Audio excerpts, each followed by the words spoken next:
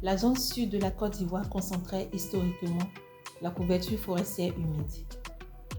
Celle-ci a considérablement diminué depuis le début du XXe siècle au profit de cultures de rente telles que le cacao et le café et plus récemment l'évia et le palmier à huile. L'agriculture est aujourd'hui l'un des piliers de l'économie de la Côte d'Ivoire qui est le premier producteur mondial de cacao. Elle emploie près de la moitié de la population. En plus des revenus de rente que génèrent les cultures dédiées à l'export, elle contribue à satisfaire les besoins alimentaires du pays par ses cultures vivrières. Cependant, la perte de fertilité du sol, la prolifération de certains parasites et virus et les changements climatiques affectent les rendements et par conséquent les revenus des producteurs. La rapidité des transformations de l'usage des sols dans la zone forestière de la Côte d'Ivoire, où la pression foncière augmente, interroge sur l'avenir des secteurs forestiers et agricoles et celui des populations qui en dépendent. Quels pourraient être les futurs de ce territoire dans 20 ans? Ce film présente 4 scénarios d'anticipation élaborés par un groupe d'experts locaux lors d'un atelier de prospective. La terre nourrit son homme. En 2045, la Côte d'Ivoire est stable politiquement. Le changement climatique a été atténué et le climat est favorable à l'agriculture. La faible densité des maladies et ravageurs contribue au bon rendement et le prix des cultures de rente est élevé. Les besoins alimentaires sont comblés par la production agricole nationale, permettant une autosuffisance alimentaire du pays. Le niveau de vie s'est largement amélioré en 20 ans, accompagné d'une prise de conscience de la population urbaine sur l'importance de la protection de l'environnement. Une volonté politique équilibrée assure une harmonisation des revenus entre cultures de rente et cultures vivrières. Ces revenus sont élevés grâce à un prix d'achat garanti et des paiements pour services environnementaux. Les organisations paysannes sont structurées et dynamiques.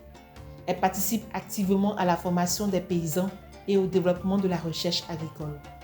Les paysannes et paysans sont formés aux pratiques d'agroforesterie et à la fabrication de biointrants.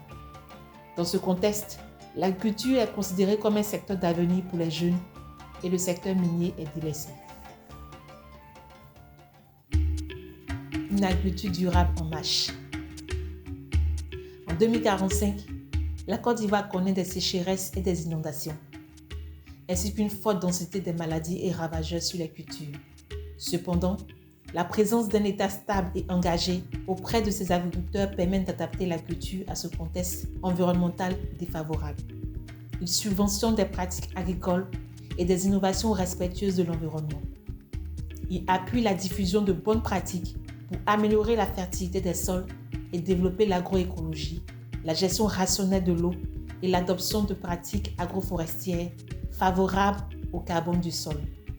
L'occupation des terres bénéficie d'ailleurs d'une réglementation certifiée. Combinée aux prix internationaux élevés pour les cultures de rente et au prix d'achat garanti pour les cultures vivrières, ce soutien public permet aux productrices et producteurs d'avoir un revenu confortable. Un maillage fort d'organisations professionnelles agricoles valorise le statut des ouvriers agricoles.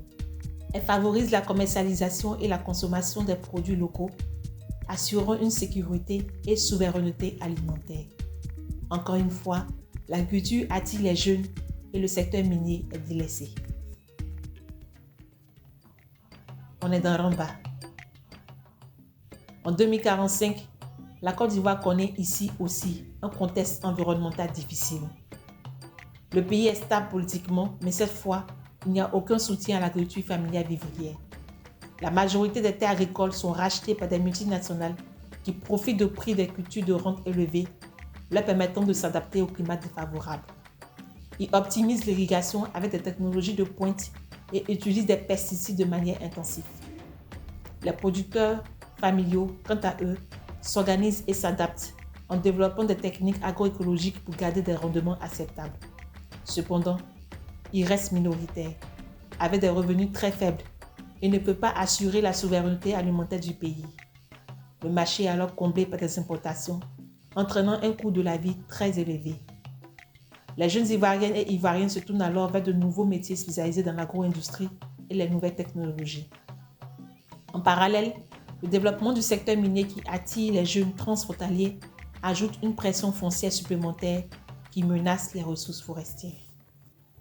Déstructuration socio-économique de la Côte d'Ivoire.